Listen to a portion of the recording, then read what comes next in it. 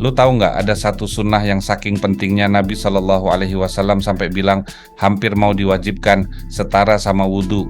Tapi anehnya sunnah ini nggak disebut sama sekali di Al-Quran, murni dari hadis doang.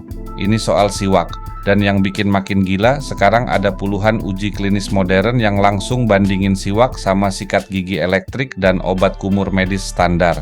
Bahkan WHO secara resmi ngedukung penggunaannya. Di video ini kita bakal bongkar tuntas hadis-hadisnya, pandangan ulama klasik, sampai bukti sains yang bikin lo mikir ulang soal teknologi kuno versus modern. Yuk langsung kita bahas. Oke, jadi siwak ini menarik banget karena dia beda dari kebanyakan materi sejenis. Biasanya kita nemuin kombinasi dalil Quran dan hadis. Tapi buat siwak, setelah ditelusuri, tidak ada ayat Al-Quran yang nyebut siwak secara spesifik. Semua dalilnya murni dari hadis, tapi jangan salah, meskipun cuma dari hadis, kekuatannya tetap super tinggi karena diriwayatkan berulang-ulang di banyak konteks dan redaksi berbeda. Ini ngebuktiin kekuatan dalil itu nggak selalu bergantung sama ada tidaknya ayat Quran. Oke, ini dia hadis paling terkenal dari Abu Hurairah radhiyallahu anhu. Seandainya tidak memberatkan umatku atau tidak memberatkan manusia, aku pasti memerintahkan mereka untuk bersiwak bersamaan dengan setiap kali sholat. Ini muttafaqun alaih, disepakati Bukhari dan Muslim, level paling tinggi dalam ilmu hadis. Bahkan ada redaksi lain yang lebih tegas lagi, diriwayatkan Al-Bazzar dan Ats-Tabarani, niscaya aku wajibkan siwak bagi mereka sebagaimana diwajibkan wudhu. Coba bayangin, Nabi Shallallahu Alaihi Wasallam nyandingin siwak sama wudhu, ibadah yang jadi syarat sah salat. Ini nunjukin betapa seriusnya anjuran ini, cuman akhirnya nggak jadi diwajibkan semata-mata demi meringankan umat. Ada lagi hadis dari Aisyah radhiyallahu anha. Siwak adalah pembersih mulut dan media meraih ridha Allah. Ini hadis riwayat Bukhari. Dan ada juga jalur riwayat Ahmad yang statusnya syahih li ghairihi, alias syahih karena dikuatin sama riwayat lain. Perhatiin, hadis ini nyebut dua fungsi sekaligus. Bukan cuma soal kebersihan fisik, tapi juga soal keridaan Allah. Ini bakal kita bahas lebih dalam pas masuk ke penjelasan Ibnu Qayyim nanti. Terus ada hadis dari Abu Musa al-Asy'ari radhiyallahu anhu, aku masuk menemui Nabi Shallallahu Alaihi Wasallam ketika ujung siwak sedang berada di lisannya. Ini juga muttafaqun alaih. Ini penting banget soalnya nunjukin siwak itu bukan cuma anjuran teoretis doang, tapi beneran praktik harian Nabi Shallallahu Alaihi Wasallam. Sampai-sampai sahabat masuk ke rumah beliau dan nemuin beliau lagi bersiwak. Ada juga hadis dari Amir bin Rabi'ah radhiyallahu anhu, berkali-kali saya melihat Rasulullah Shallallahu Alaihi Wasallam bersiwak padahal beliau sedang berpuasa. Ini hadis riwayat Ahmad dan Abu Dawud. Ini nunjukin Nabi Shallallahu Alaihi Wasallam nggak batasin penggunaan siwak cuma di saat-saat tertentu doang. Bahkan saat puasa yang biasanya orang mikir kan mulut lagi kering dan harus dijaga, beliau tetap konsisten bersiwak. Ada juga riwayat dari Ibnu Majah soal persiapan salat Jumat, dianjurkan mandi, pakai wewangian, dan bersiwak. Jadi siwak ini juga dikaitin sama ibadah mingguan yang istimewa, bukan cuma salat harian biasa. Nah, sekarang kita masuk ke pandangan tokoh kedokteran Islam klasik. Buat materi ini, kita fokus ke Ibnu Qayyim al-Jauziyah dalam kitab beliau Zadul Ma'ad. Pertama, beliau jelasin bersiwak itu termasuk menjaga kebersihan yang merupakan sebagian dari iman. Kesucian mulut yang dihasilkannya dinilai perbuatan baik, apalagi buat orang yang lagi beribadah. Kedua, ini yang menarik, Ibnu Qayyim ngejelasin siwak punya dua fungsi sekaligus. Fungsi horizontal sebagai pembersih mulut yang jaga kesehatan gusi dan gigi, dan fungsi vertikal sebagai upaya meraih keridaan Allah. Ini yang jadi alasan kenapa Nabi Shallallahu Alaihi Wasallam nggak batasin siwak cuma di waktu-waktu tertentu, termasuk pas puasa kayak yang kita bahas tadi. Ketiga, soal khasiatnya secara rinci, Ibnu Qayyim nyebut siwak bisa mencerahkan gigi, menguatkan gusi, bahkan bantu menjernihkan suara dan pikiran.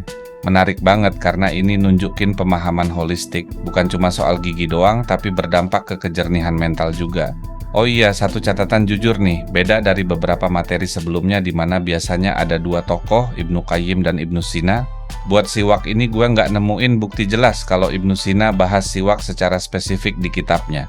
Yang ada malah ulama Utsmaniyah namanya Muhammad Al-Akirmani yang nulis risalah khusus soal hukum siwak, meski pemikirannya dipengaruhi Ibnu Sina secara umum. Jadi buat materi ini, kita cukup fokus ke Ibnu Qayyim aja yang emang paling otoritatif dan detail bahasannya. Oke, sekarang bagian yang bikin gue excited banget.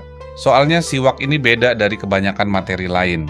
Bukti sainsnya udah sampai level uji klinis yang langsung membandingkan sama sikat gigi dan obat kumur medis modern. Oke, siwak ini umumnya berasal dari pohon namanya Salvadora persica, meskipun secara global ada sekitar 182 spesies tumbuhan lain yang juga dipakai buat batang pembersih gigi tradisional.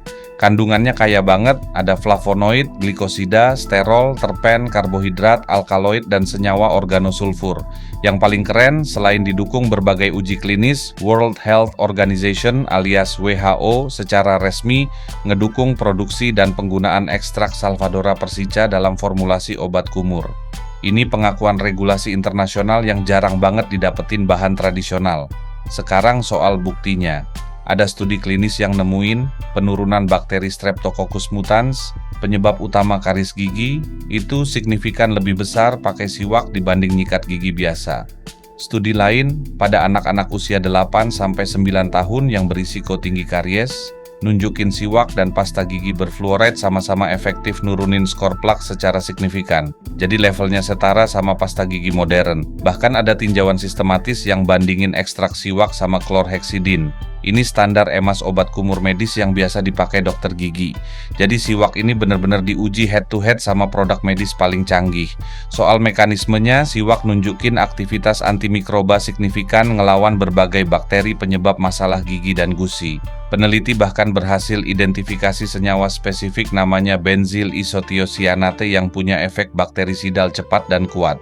Kalau kita breakdown kandungan kimianya, trimetilamin ngurangin perlekatan plak, klorida ngilangin noda dan karang gigi, silika jadi penggosok alami yang lembut, sulfur ngasih rasa hangat khas, dan yang paling penting, fluorida alami yang berfungsi nyegah karies dengan memperkuat email gigi, persis kayak fungsi fluorid di pasta gigi modern, tapi ini natural, ditambah bikarbonat yang menetralkan keasaman mulut. Tapi tetap kita perlu jujur, meski hasilnya konsisten positif dan udah level uji klinis acak terkontrol, tinjauan sistematis tetap nyaranin penelitian lebih lanjut buat evaluasi manfaat jangka panjangnya secara lebih presisi. Oke, mari kita rangkum. Siwak ini nggak punya dalil Al-Quran, tapi dalil hadisnya super kuat, muttafaqun alaih berulang kali, bahkan sampai disandingin sama kewajiban wudhu. Ibnu Qayyim ngejelasin fungsi gandanya, fisik dan spiritual sekaligus. Dan yang bikin materi ini istimewa, sains modernnya udah sampai level uji klinis yang bandingin langsung sama sikat gigi dan obat kumur medis standar, bahkan didukung rekomendasi resmi WHO. Ini salah satu bukti paling matang yang pernah kita temuin. Ini ngajarin kita hal penting. Kadang kita mikir teknologi lama itu otomatis kalah sama yang modern. Tapi siwak ini nunjukin, sesuatu yang udah dipraktekkan 1400 tahun lalu bisa tetap relevan dan bahkan setara sama teknologi kedokteran gigi paling mutakhir hari ini. Bukan berarti kita harus tinggalin sikat gigi modern, tapi ini pengingat bahwa kearifan lama itu layak dihargai dan diverifikasi, bukan diremehkan. Kalau video ini nambah wawasan lo, jangan lupa like, share, dan subscribe. Komen di bawah lo lebih sering pakai sikat gigi atau udah pernah coba siwak juga. Sampai jumpa di video berikutnya.